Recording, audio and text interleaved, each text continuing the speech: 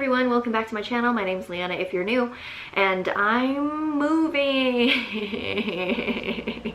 This was my place for the past 2 years. It definitely wasn't the most luxurious place with the best bathroom or the best kitchen, but it was mine.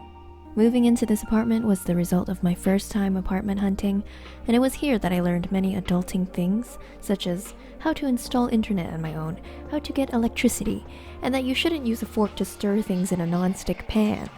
Not only that, I got to move in with my boyfriend Josh, which was honestly so nice and something that I'm always going to cherish. This place was home, for me and my string lights. And for 2 whole years, this was the place that I would come back to after good days and bad days. Needless to say, this move out was very hard for me, because in one singular weekend I had to say goodbye to my boyfriend, my place, my independence, and freedom, and San Diego. And to be honest, it doesn't help that we're in a pandemic, which meant I didn't get to say goodbye to the city and my college friends the way that I wanted to. And that sucks booty. So this video is pretty hard for me to make, but I feel like I want to give this place the honor that it deserves in the form of a video, so that I'll always remember it as the very first place that I got to call my own.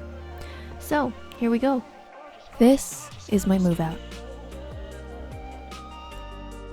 So like the organized, on top of her shit woman that I like to be 80% of the time, I bought my boxes 3 weeks early, donated some clothes that I didn't want anymore, and started packing my things 1 week before move out.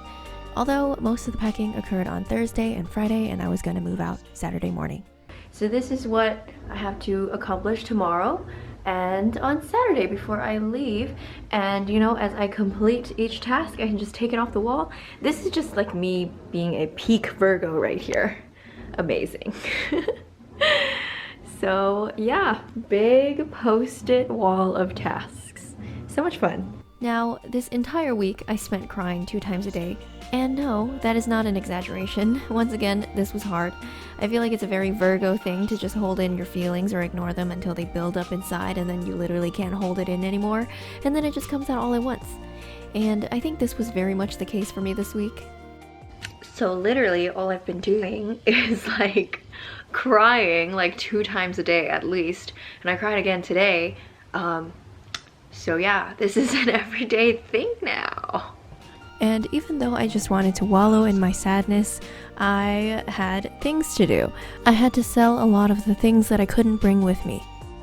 You know, the past couple days I've just been trying to sell my furniture. I have this like sentimental attachment to like all the furniture that I've had for like 3 years now.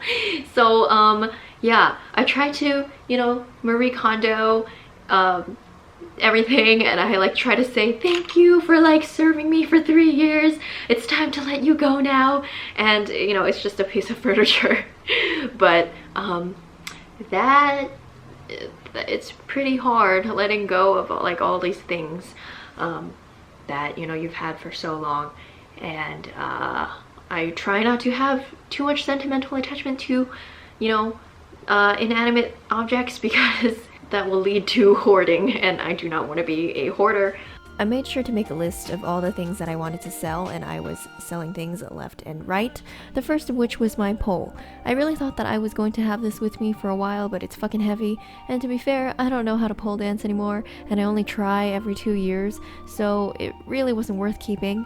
Luckily, I was able to sell it to someone that I actually knew, and it makes me happy to know that my pole has a new owner that will make sure it is cared for and utilized to a greater extent than I used it. Over the course of 2 weeks, I managed to sell everything that I needed to sell, and if you've ever used Facebook Marketplace before, you know how it goes. But in the end, despite all the low ballers and the people who messaged me and never responded again, I managed to sell everything. My desk, my bed, my mirror, all the things that I had grown to love. Eventually, it came time to take down the string lights, and that for me was probably one of the more difficult parts of this move out, because it felt symbolic, you know, it felt like move out was finally solidified, and I wasn't ready.